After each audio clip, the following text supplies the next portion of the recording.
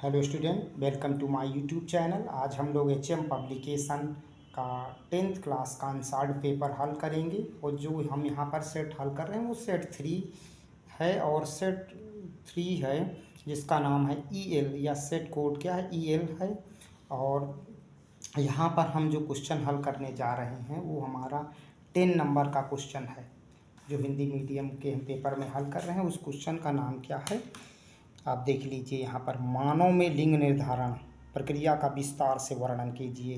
कहने का मतलब इस क्वेश्चन का ये है कि मानव में लिंग निर्धारण कैसे होता है उस क्रिया को हमको समझाना है। तो यहाँ पर देखिए बच्चों कैसे क्या होता है।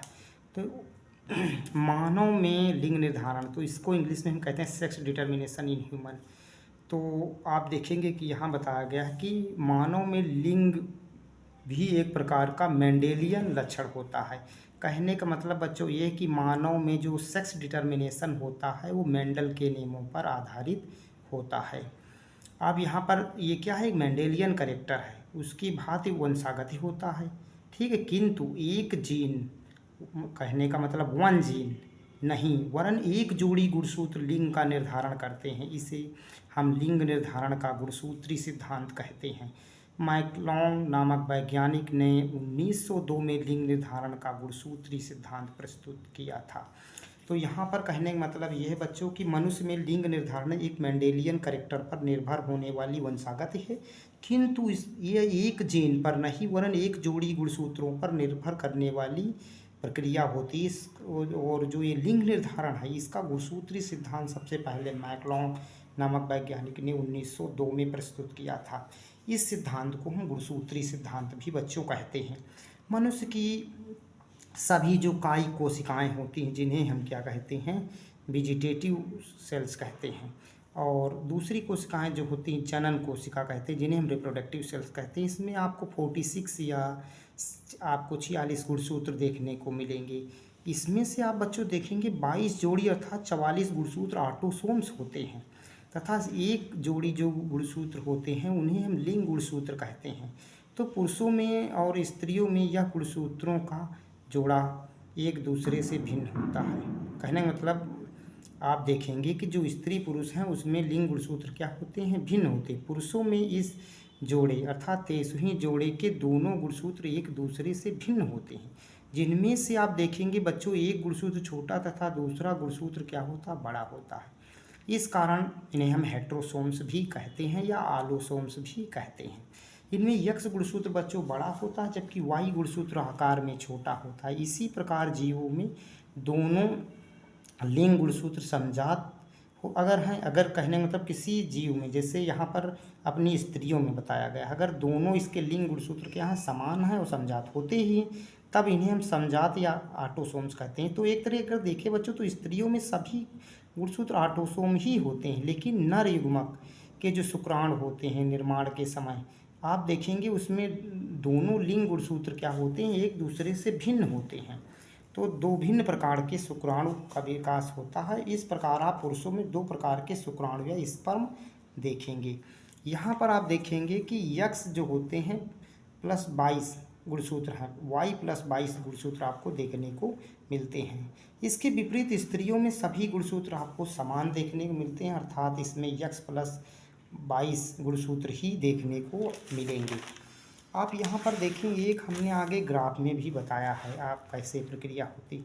तो यहाँ पर बच्चों आप देखेंगे कि यदि x+22 गुणसूत्र वाला शुक्राणु x+22 गुणसूत्र वाले अंडाणु से निषेचित हो जाए तो बच्चों होने वाली संतान सदैव मादा या लड़की होगी। इसी प्रकार आप देखेंगे कि यदि y+22 जोड़ी गुणसूत्र वाला शुक्राणु x+22 गुणसूत्र वाले अंडाणु को निषेचित कर दे या फर्टिलाइज कर दे तो होने वाली संतान जो बच्चों होगी वो नर संतान या लड़का होगी। अब आप देखेंगे ग्राफ में हमने दिखाया है कि पुरुष जनक जो है जिसको हम इस तरह निरूपित करते हैं, जबकि स्त्री जो होगी उसे हम इस तरह निरूपित करते हैं। आप अस्पतालों में देखे होंगे ये लोगों। फिर पुरुष के लिए यक्स वाई दिखाते हैं, स्त्री के लिए क्या दिखाते हैं, यक्स यक्स दिखाते हैं। यहाँ पर हम देखते हैं जो यक्स वाई वो नर युग्मक है, यक्स यक्स क्या है, ये मादा युग्मक है। अब इसमें हम क्या करते हैं, क्रॉस कराते हैं। तो क्रॉस कराने पर आप देखेंगे कि ये क्या होते हैं, मादा संतान हो, ये क्या है, नर संतान है।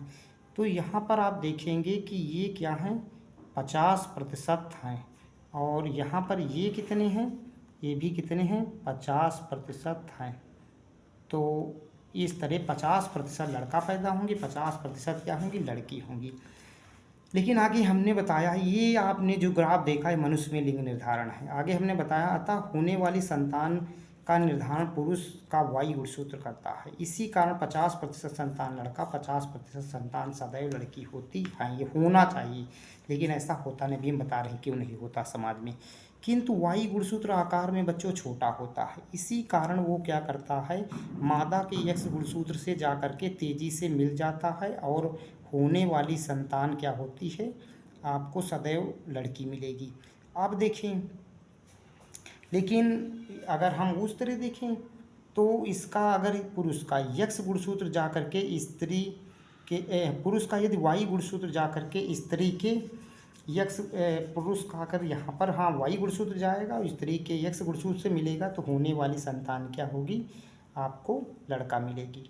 तो यक्स पुरुष का और मादा का यक्स मिलने पर लड़की होती है। अगर पुरुष का वाई गुणसूत्र जा करके स्त्री के यक्स गुणसूत्र से मिलेगा तो क्या होगा, लड़का होगा। लेकिन वाई गुणसूत्र आकार में छोटा होता तो जल्दी से गति करके जा करके अंडाणु के यक्स से मिल जाता है और होने वाली संतान सदैव क्या होती है, लड़का होती है। आपको इसी छोटे आकार के और तेजी से गति करने के कारण, जल्दी अंडाणु से फ्यूज हो जाने के कारण समाज में क्या होगा, सदैव 2-3% लड़के जो हैं लड़कियों से ज़्यादा मिलते हैं। ठीक है। और यक्स गुणसूत्र बड़ा होने के कारण थोड़ा सुस्त होता है और जल्दी नहीं जा कर के क्रॉस करता है, तो उसकी संख्या सदैव कम होती है। तो समाज में 2-3% लड़कियां जो हैं लड़कों की अपेक्षा सदैव कम होती हैं। अगर ये पूछा जाएगा कि समाज में लड़कियां कम भी क्यों जन्म लेती हैं, लड़के अधिक क्यों जन्म लेते हैं, तो आप बता सकते हैं यही कारण है। ठीक है बच्चों। और अगर किसी पुरुष को लगातार लड़कियां ही हो रही हैं, लड़के नहीं हो रहे हैं, तो उसमें पुरुष की गलती है, ना कि स्त्री की, क्योंकि पुरुष अपने यक्स गुणसूत्र भेजता है। अगर वो वाई गुणसूत्र भी भेजे तो उसको 50% लड़के और 50% लड़कियां होने के चांसेस रहेंगी। आपको बच्चों ये जो क्वेश्चन हल कराया गया है वो 10 नंबर है और सेट ई एल का। अब अगला क्वेश्चन आपको अगले पार्ट में मिलेगा। अगर आपको वीडियो अच्छी लगी हो तो इससे आप अपने दोस्तों में बता सकते हैं और चैनल को लाइक कर सकते हैं। तो आप इसे जो हमारा वीडियो उससे लाइक कर सकते हैं, चैनल को सब्सक्राइब कर सकते हैं। मिलते हैं नेक्स्ट वीडियो में।